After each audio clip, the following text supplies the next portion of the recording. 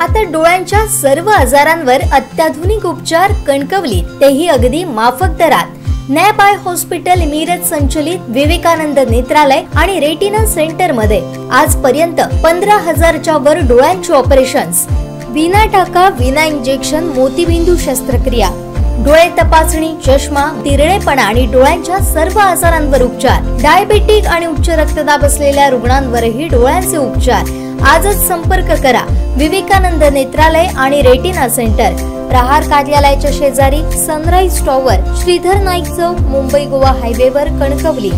संपर्क क्रमांक 9850 84 93 15, 8408 80 35 36 आणि 023 67 23 39 33।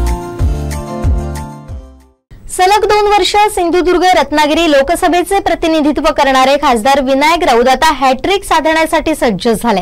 मात्र बदललेली राजकीय समीकरणं, शिवसेनेत पडलेले गट आणि आता नवचिन्ह लोकांपर्यंत घेऊन जाण्याचं आव्हान, याबाबत आमच्या कोकणसाद लाईव्हच्या संपादक देवयानी वरसकर यांनी त्यांच्याशी खास संवाद साधलाय। पाहूया। रत्नागिरी सिंधुदुर्ग लोकसभा मतदारसंघाचे गेली 2 टर्म यशस्वी असलेले उमेदवार त्यांनी आज आपल्या प्रचार कार्यालयाचे इथे ओरोसमध्ये उद्घाटन केलेलं आहे। राऊत साहेब, तुमचं अभिनंदन ह्या कार्यालयाचं उद्घाटन केल्याबद्दल। आणि मला एकच प्रश्न असा विचारायचा आहे की भाजप हे कमळ चिन्हावरती इथे उमेदवार देण्यासाठी फार प्रयत्नशील आहे। धनुष्यबाण हा आपलं पारंपरिक चिन्ह राहिलेलं आहे आणि अशा वेळेस मशाल चिन्ह घेऊन तुम्ही आता नव्याने या मतदारसंघामध्ये आपल्या विजयाची हॅट्रिक साधण्यासाठी सिद्ध झालेले आहात। काय वाटते, या चिन्हाचा फरक पडेल का किंवा एकूणच कोकणातील जनता कशा पद्धतीने तुमच्या साथीला उभी राहील? बघा, शिवसेना उद्धव बाळासाहेब ठाकरेंना ज्या परिस्थितीमध्ये मशाल चिन्ह घ्यावं लागलं, सर्वोच्च न्यायालयाने निवडणूक आयोगाच्या आदेशान्वये, ह्याची पूर्ण माहिती ह्या महाराष्ट्रातील, कोकणातील नव्हे तर देशातील जनतेला आहे। आज आमचा मशाल चिन्ह सुद्धा तळागाळातल्या शेवटच्या मतदारांपर्यंत पोहोचलेलं आहे, त्यामुळे आम्हाला चिंता मुळीच नाही आहे। त्यांना ज्या पद्धतीने काय कमळ घेऊन यायचं असेल कमळ घेऊन यावं, अन्य कोणती निशाणी घेऊन यायचं तर अन्य निशाणी घेऊन यावं, आमची काय हरकत नाही, घेऊन या आणि नंतर मतमोजणीच्या दिवशी पळून जा। नेहमी असं ॲलिगेशन असते की ज्या खासदारांनी सांगितलं की विकास कामं आपण केली, परंतु त्यांनी एक साधी अंगणवाडी तरी आणली का किंवा एक साधं कुठलं तरी एखादं हॉस्पिटलचं काहीतरी काम केलं का? अशी जी काही आहे की इथल्या सर्वसामान्य माणसाच्या दृष्टीने आवश्यक असलेले प्रश्न आहेत, या संदर्भामध्ये तुम्ही काय सांगाल?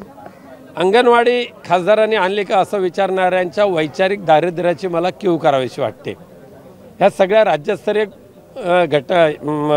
योजना असतात आणि जो आम्हाला निधी जर त्या पालकमंत्र्यांच्या मेहरबानीने मिळाला तर आमच्या कोट्यातून अंगणवाडी किती आम्ही शिफारस केल्या, ते जर अतिशहान लोकांना पाहायचं असेल तर माझ्या कार्यालयामध्ये यावं, ते दाखवून देण्याची तयारी माझी आहे।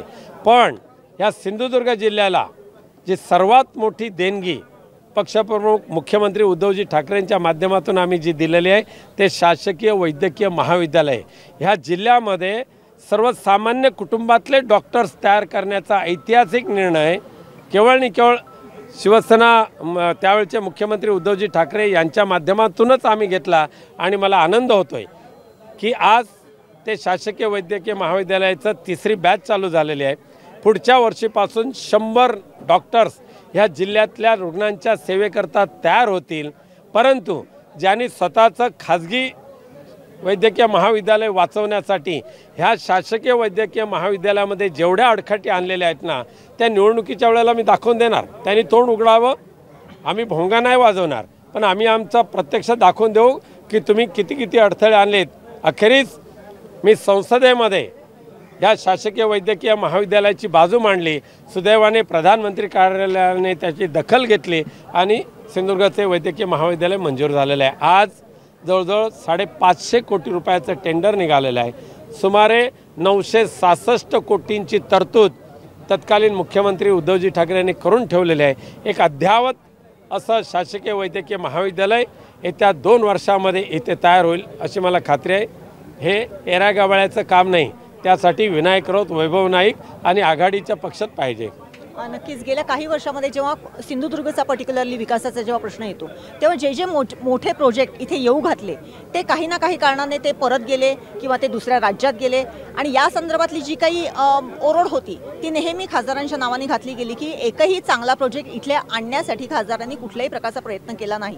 मग त्याच्यामध्ये सीवर्ल्ड असो, विमानतळाच्या बाबतीत सुद्धा असं झालं की जिथे एक गवताची काडी उगत नव्हती तिथे खासदार काळी झेंडी घेऊन उभे होते हा प्रकल्प होऊ नये म्हणून।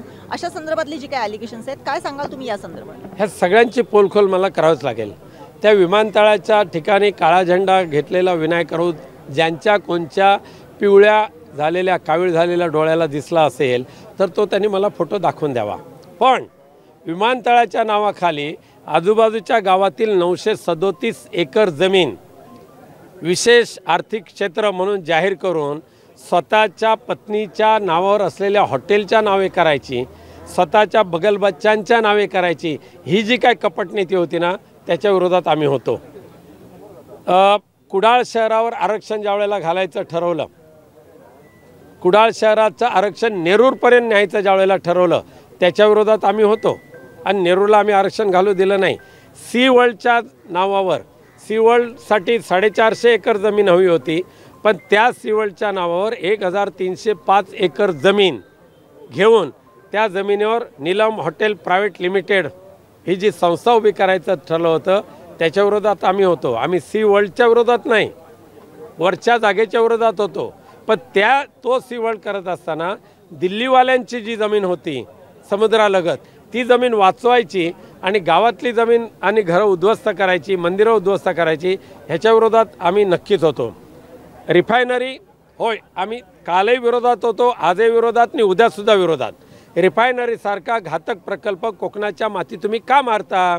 मग दोडामार्गच्या आडाळीमध्ये मंजूर झालेला NIMP प्रोजेक्ट जो आदरणीय श्रीपादजी नाईक आणि आम्ही दोघांनी मिळून तो मार्गी लावला होता, तत्कालीन मुख्यमंत्र्यांनी त्यासाठी मुख्यमंत्री उद्धवजी ठाकरेंनी 50 एकर जमीन दिलेली आहे, इन्फ्रा बेसिक ॲम्युनिटी तयार करायला पैसे दिलेले आहेत, पण NIMP झालं नाही। मग इथला रिफायनरी जर कोकणचा विनाश करणारा असेल आणि त्या 200-341 परप्रांतीय जमिनीचे जे धनदांडगे उद्योगपती त्यांच्या घशात ती जमीन घालण्यासाठी करोड रुपयाचा शासकीय निधी त्यांना द्यायचा असेल तर आम्ही त्याचा विरोध करणार। आज आम्हाला रिफायनरीच्या ऐवजी आम्हाला पेप्सी द्या, आम्हाला कागद प्रकल्प द्या, आमच्या MIDCला अजून प्रोजेक्ट करा, ही आम्ही मागणी करतोय आणि ही मागणी आमची योग्य आहे।